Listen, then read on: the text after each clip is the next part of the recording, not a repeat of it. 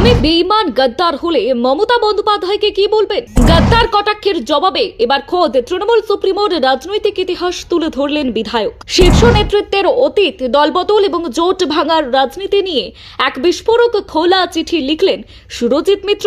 কৃতজ্ঞতা বোধ কি শুধুমাত্র আমার মতো কর্মীদেরই থাকবে? প্রশ্ন নিচু তলার কর্মীর। এবার কি উত্তর দেবেন প্রাক্তন মুখ্যমন্ত্রী? মমতা এবং অভিষেককে রাজনৈতিক ইতিহাসে চারটে ঐতিহাসিক প্রশ্ন চিহ্নের সামনে দাঁড় করিয়ে দিলেন বসিরহাট দক্ষিণ বিধানসভা কেন্দ্রের তৃণমূল বিধায়ক সুরজিৎ মিত্র।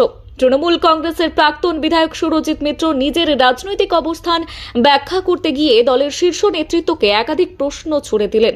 একটি দীর্ঘ খোলা চিঠিতে তিনি দাবি করেছেন তাকে বেঈমান বা গদ্দার বলা হলেও তিনি নিজের রাজনৈতিক জীবনে কর্মীদের স্বার্থকেই সব সময় অগ্রাধিকার দিয়েছেন। চিঠিতে সুরজিৎ মিত্র লিখেছেন, তিনি প্রায় 32 বছর ধরে রাজনীতির সঙ্গে যুক্ত।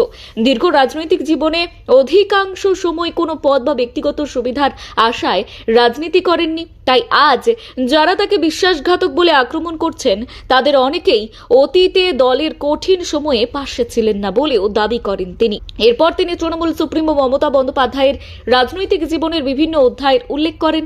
কংগ্রেস থেকে বেরিয়ে তৃণমূল কংগ্রেস গঠন, বিজেপি এবং নেতৃত্বাধীন এনডিএ জোটের যোগদান এবং পরে জোট ত্যাগ, আবার কংগ্রেস নেতৃত্বাধীন ইউপিএর সঙ্গে হাত মেলানো এবং পরে জোট থেকেও বেরিয়ে আসার মতো ঘটনাগুলিকে সামনে এনে তিনি প্রশ্ন তোলেন, যদি রাজনৈতিক কৌশল হিসেবে এসব সিদ্ধান্ত গ্রহণযোগ্য হয় তাহলে তার রাজনৈতিক সিদ্ধান্তকে কেন বেঈমানি বলা হচ্ছে?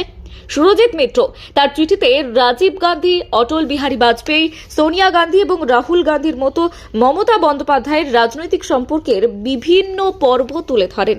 তিনি দাবি করেন রাজনৈতিক প্রয়োজন অনুযায়ী বারবার অবস্থান পরিবর্তন করা হয়েছে।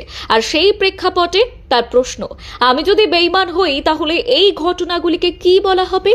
চিঠিতে তিনি আরও দাবি করেন, বর্তমানে বহু তৃণমূল কর্মী এবং জনপ্রতিনিধি নানা সমস্যার মধ্যে রয়েছেন। অনেকেই ঘরছাড়া, মামলার মুখোমুখি বা রাজনৈতিক চাপে রয়েছেন। তাদের পাশে দাঁড়ানোকে তিনি নিজের রাজনৈতিক এবং নৈতিক দায়িত্ব বলে উল্লেখ করেন। সুরজিৎ মিত্র স্পষ্ট ভাষায় জানান, কর্মীদের নিরাপত্তা এবং সম্মান রক্ষার জন্য যে রাজনৈতিক প্ল্যাটফর্মে থাকা প্রয়োজন তিনি সেই পথই বেছে নেবেন। তবে একই সঙ্গে তিনি দাবি করেন এখনো তিনি আনুষ্ঠানিকভাবে তৃণমূল কংগ্রেস ছাড়েননি এবং মমতা বন্দ্যোপাধ্যায় ও অভিষেক বন্দ্যোপাধ্যায়ের অবদানও স্বীকার করছেন না।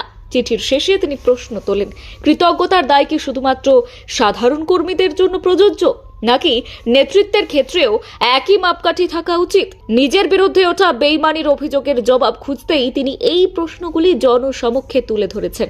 ব্যুরো রিপোর্ট, গলসি বার্তা।